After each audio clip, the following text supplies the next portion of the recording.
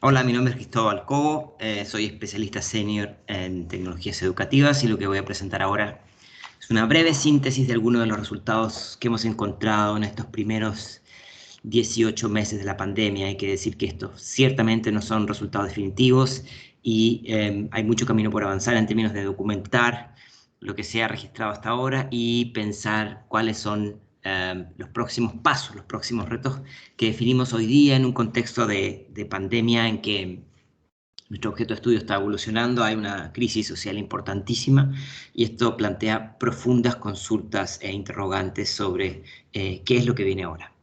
Bueno, para arrancar quizás podemos utilizar esta fotografía de un joven en algún árbol, en algún lugar remoto con conectividad limitada, tratando de conectarse a su experiencia de aprendizaje remoto. Quizás no es la realidad de todos, pero ciertamente existe un segmento de la población que sufre de las dificultades de poder conectarse.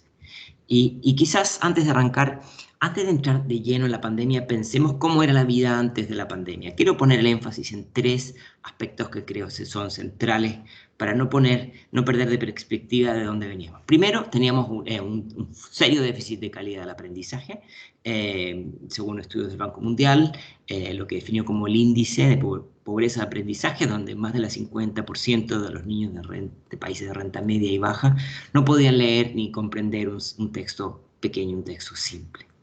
Más del 50%. El segundo reto tiene que ver con una serie de desafíos en cuanto a la agenda de desarrollo de formación docente en preparación para contextos donde la relación con el conocimiento ha cambiado, la necesidad de transformar las pedagogías ha variado y esto no necesariamente ha ido acompañado de una transformación de la sociedad, transformación tecnológica y eso plantea una serie de retos. Ahora, hay otro reto que tiene que ver con dificultades en cuanto a infraestructura, ¿no? Sabemos que en la región hay un déficit de 47.000 millones de dólares en cuanto a inversión en infraestructura para reducir las brechas de conectividad y esto afecta seriamente a distintos países de la región, especialmente los quintiles más vulnerables en cuanto a la dificultad de poder llevar conectividad a las zonas más remotas, evidentemente también a las zonas más desfavorecidas. Bueno, y todo esto tiene que ver con un conjunto de brechas, no solamente la brecha de acceso, que es la que acabamos de mencionar, sino que una brecha de desarrollo de habilidades y quizá una brecha más profunda de cambios cognitivos, de cómo tener una relación distinta con los procesos de transformación tecnológica, de transformación cognitiva, en una era donde las reglas de juego han cambiado de manera sustantiva. Y hay una brecha mucho más profunda que estamos viendo hoy día en términos de pandemia, con mucha tecnología, pero no necesariamente con la misma adaptación, que una brecha de necesidad de transformación. ¿Qué ha ocurrido en los últimos 18 meses, o más de 18 meses, mejor dicho?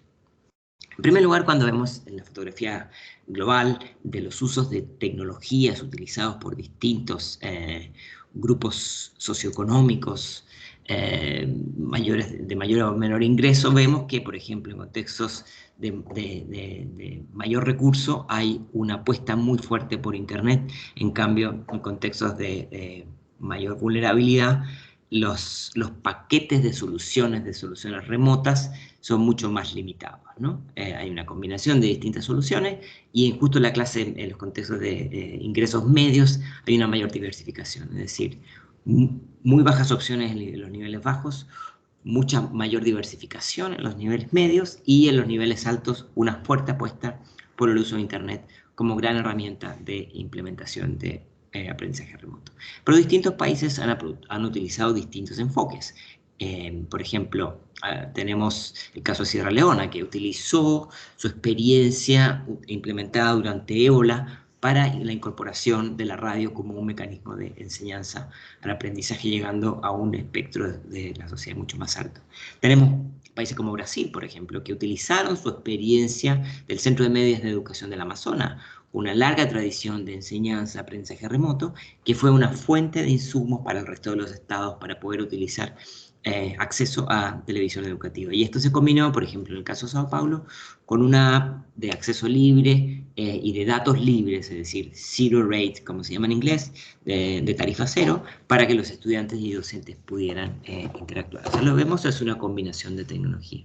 En el caso de Inglaterra, por ejemplo, el Estado puso a disposición 1 billón de libras para favorecer mecanismos de tutoría remota, donde la tutoría se ofrecía especialmente, y se ofrece especialmente, a estudiantes de contextos más vulnerables, basado en evidencia que la tutoría, el apoyo adicional, puede ser un gran aliciente para estimular los procesos de aprendizaje. Pero en síntesis, lo que vemos aquí es una gran cantidad de canales y soluciones. ¿Son todas estas soluciones comparables? No. ¿Todas generan los mismos impactos? No. ¿Todas ofrecen los mismos niveles de interactividad? No. Entender entonces la diversificación de mecanismos que ofrecen interacción síncrona o asíncrona, cuáles son adaptativos, cuáles son el mismo contenido para todos, es lo que realmente establece las diferencias, no solamente en cuanto al acceso, que es una condición habilitante, sino que una serie de otros. Un factor que nosotros hemos monitoreado con detalle es los mayores o menores niveles de interacción que ofrecen los distintos canales, ¿no? Una vez más, se repite esta lógica, que en contextos de mayor ingreso hay no solamente dotación de mayor tecnología, sino que mayor posibilidad de interacciones estudiante-docente o o docente-padre, y en contextos más deprimidos esto está mucho más castigado, digamos. Ahora,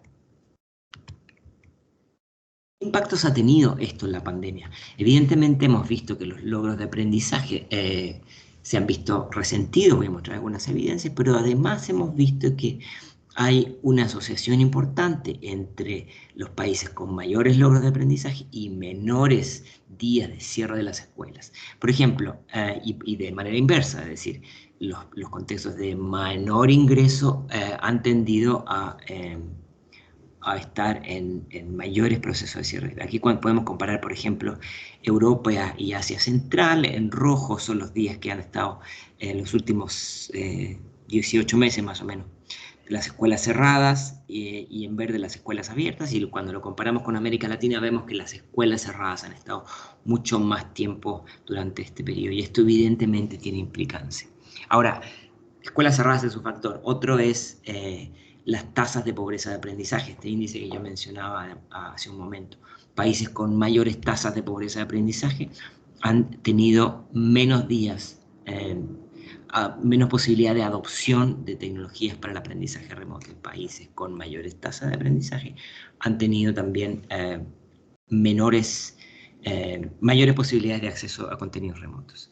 Y de manera complementaria, digamos, aquí lo que tenemos es países con alta pobreza de aprendizaje han tenido menor acceso a infraestructura, y al revés, ¿no? Países con mayor abundancia de soluciones tecnológicas son países que también tienen pobreza de aprendizaje mucho más baja.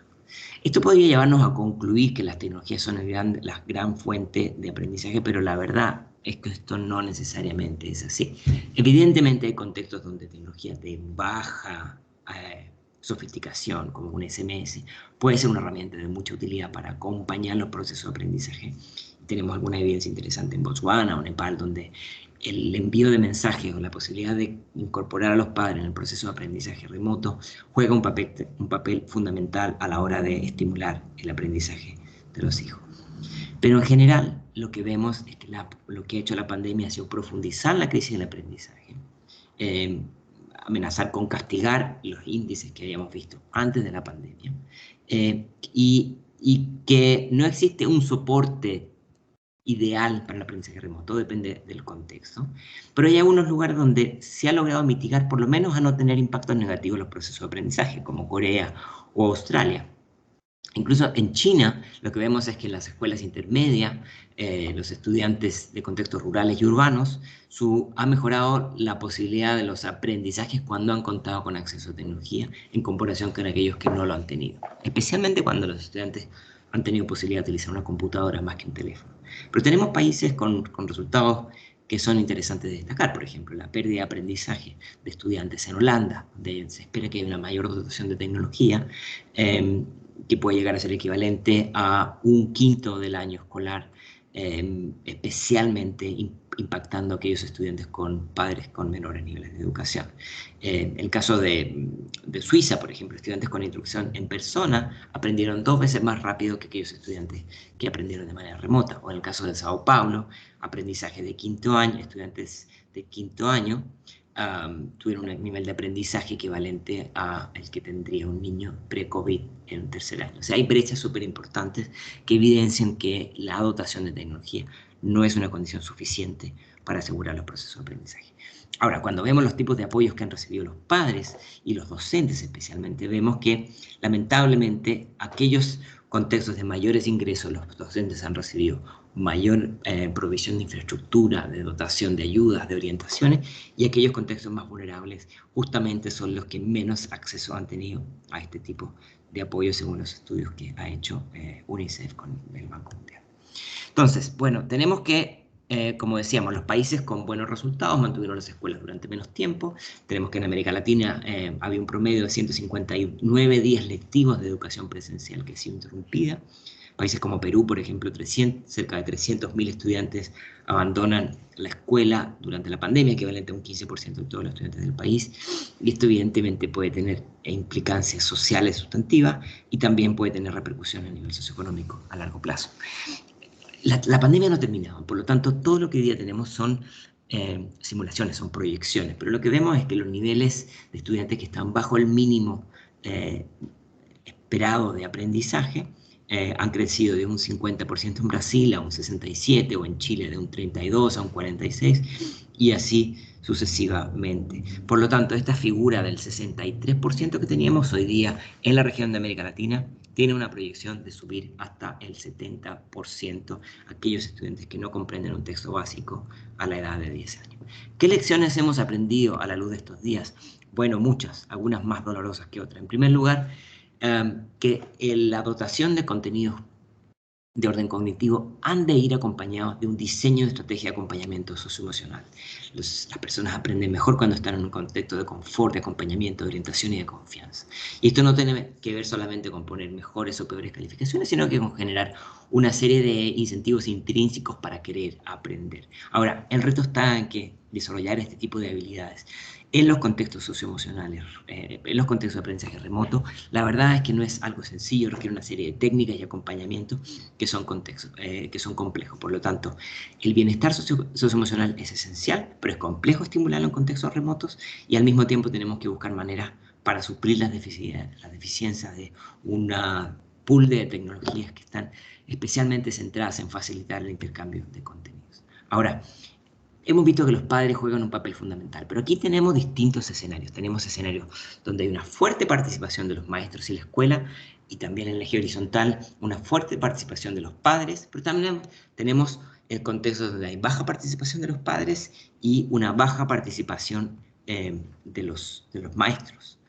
¿Qué significa esto? Que en contextos ideales donde hay una fuerte dotación de ambos, los padres reciben apoyo de las escuelas dan orientación a los niños de cómo apoyar a sus hijas. Después tenemos contextos donde la participación de los maestros es baja, los padres reciben poca orientación y, dependiendo de los recursos que ellos tengan, podrán apoyar a sus estudiantes. También tenemos contextos donde hay una fuerte participación de los maestros, pero una baja involucramiento de los padres. Entonces aquí tenemos las escuelas comunican los progresos de los estudiantes, pero los padres no responden y las alumnas están solas. Ahora, esto, por ejemplo, según datos de CEPAL, más de 600.000 niñas y niños y adolescentes de la región han perdido a sus cuidadores porque han perdido la vida durante la pandemia. Y esto evidentemente ha de ser un problema que va a tener consecuencias a mediano y largo plazo muy profundas. Y tenemos contextos que son los más complejos, que donde hay baja participación de los padres y baja participación de los maestros. Entonces aquí el estudiante se siente solo y abandonado. Y esto evidentemente, de nuevo, según proyecciones de CEPAL, nos indican que las estimaciones son que más de 3 millones de jóvenes y adolescentes pueden llegar a abandonar el sistema educativo. Pero hemos aprendido otras cosas, que la dotación de soluciones digitales, si no están bien adaptadas a los contextos, puede generar lo que nosotros llamamos la paradoja del aprendizaje, que es ofrecer una gran cantidad de contenidos digitales para una comunidad que no necesariamente cuente con la infraestructura, las habilidades digitales, pero también las habilidades de orden superior para poder utilizar estos recursos. Entonces, este es un muy fuerte llamado a hacer estrategias flexibles, diversificación de los mecanismos de distribución para asegurar que las soluciones no van a amplificar las inequidades, sino que las van a ajustar. ¿Por qué ocurre esto? En algunas medidas porque el fuerte énfasis ha estado en la dotación de tecnología, pero faltan estas otras dos fuerzas. asegurar que las condiciones mínimas habilitantes están presentes, que tienen que ver con infraestructura, con habilidad, con capacidades de uso de orden cognitivo, de lo que implica aprender a aprender por tu propia cuenta, y también otros entornos de apoyo, mecanismos de apoyo a los docentes, mecanismos de apoyo a los padres, mecanismos de monitoreo, de acompañamiento socioemocional, de ajuste y evaluación sobre la marcha, que son fundamentales a la hora de apostar por apuestas de este orden. Ahora, ¿qué es lo que ha ocurrido hasta ahora y cuáles son lo que nosotros vemos como dimensiones que comienzan a consolidarse en distintos países en este contexto de semi-reapertura en algunos contextos? Bueno, un pool de acciones de orden remedial, de reapertura para la recuperación. Contenidos priorizados, hay una priorización de los contenidos fundamentales en los planes curriculares, hay un ajuste en el tiempo, para que si hay una extensión del tiempo lectivo o utilización de ciertos días de vacaciones o utilización de algunos días del fin de semana, que son algunas de las opciones que tendrán que ver según el hemisferio para utilizar las vacaciones de verano, invierno o otras posibilidades de tiempo extendido, como decía yo.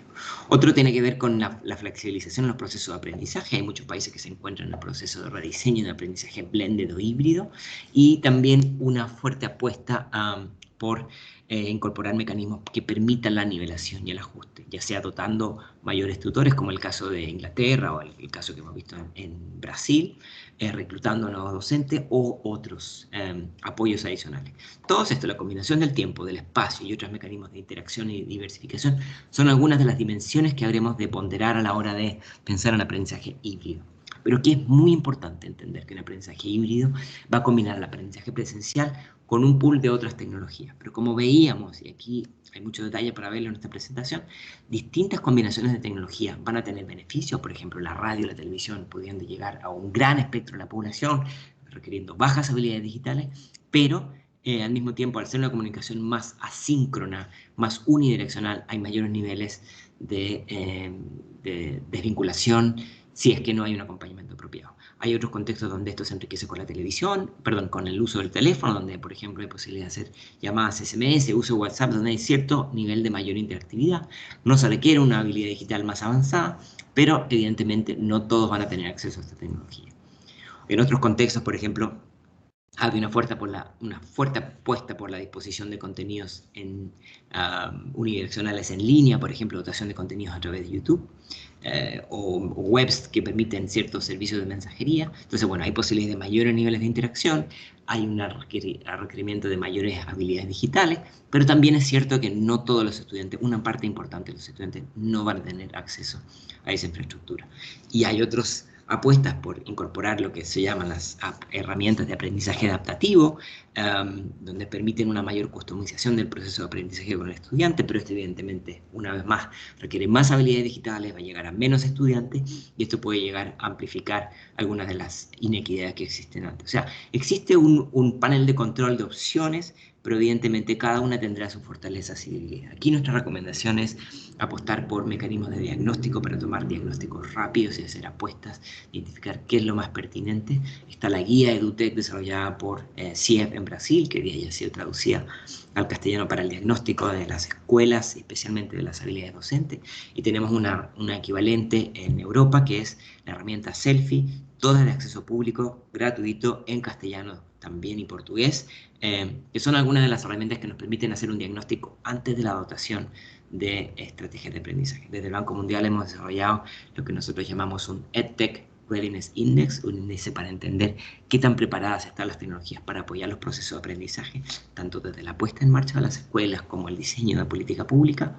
Se puede acceder a más información ahí. Y quiero terminar con un pool de últimas observaciones finales que creo que se pueden resumir en esta idea de que la educación no es un proceso transaccional, sino que es fundamentalmente relacional. Y esto nos hace pensar que, primero, la multicanalidad ha de permitir mayores niveles de inclusión si es que esta ofrece un pool de opciones, con high y low tech, con alta tecnología y baja tecnología. La tecnología en sí no es suficiente, especialmente cuando es diseñada de un modelo uno a muchos, y es fundamental buscar mecanismos para construir, facilitar y aceitar los vínculos entre estudiante, docente y ahora con los padres, entendiendo que las interacciones son fundamentales. Hablábamos de la equilibrio socioemocional.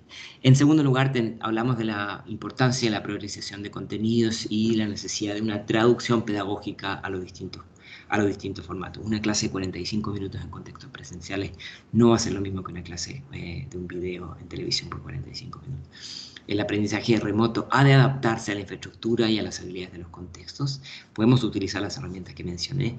El apoyo a docentes tendrá que ver con dotación de dispositivos, con dotación de datos para conectividad, formación profesional docente y por sobre todo un seguimiento permanente y regular para asegurar que no solamente haya fluidez en el uso de las herramientas, pero la capacidad de hacer un diagnóstico, como decíamos, de adaptar a las características de contexto de los estudiantes y poder evaluar permanentemente la efectividad de esta. Después, el apoyo socioemocional es un elemento clave. Una manera fácil de recordarlo es pensar en Bloom después de Maslow, es decir, Maslow, habilidades básicas de bienestar antes de pensar en las estrategias pedagógicas, involucrar a los docentes y a las familias como actores de cambio fundamentales. Yo creo que es uno de los saldos positivos de esta pandemia. Y en ese sentido hay que implementar mecanismos de monitoreo que nos permitan ir ajustando sobre la marcha, entender dónde están los focos de motivación de los estudiantes y poder dialogar con esas oportunidades para buscar, en base a todo lo que hemos revisado aquí, mecanismos más efectivos para la recuperación del aprendizaje. La estrategia del banco en implementación de EdTech, de tecnologías para el aprendizaje, y voy a terminar con esto con 5 principios. Preguntarse para qué la dotación de tecnología. ¿Qué queremos lograr? Hay muchos caminos, muchas opciones, pero tener una priorización es fundamental. Segundo, pensar en soluciones a escala, no soluciones boutique, pensar en soluciones que pueden beneficiar a la mayor cantidad. 3, la tecnología no es para bypassear al docente, sino que para empoderar sus estrategias de aprendizaje y para diversificar la manera en que ellos tienen para apoyar a los estudiantes. 4, hay que involucrar al ecosistema. No se puede esperar que los ministerios de educación hagan sola esta tarea. Nuevos socios, nuevos roles, nuevos partnerships dentro del país y fuera del país son fundamentales. Y por último, acompañar esto con un uso estratégico de los datos ha de ser fundamental a la hora de asegurarnos que estas estrategias están siendo efectivas y cuando no lo sean, asegurarnos que estamos a tiempo de hacer los cambios necesarios. Espero que esta información haya sido de utilidad. Muchas gracias a todos por acompañar esta pequeña introducción sobre los retos que plantea la educación en los contextos de la pandemia, pero también los retos que vienen de aquí adelante. Muchas gracias.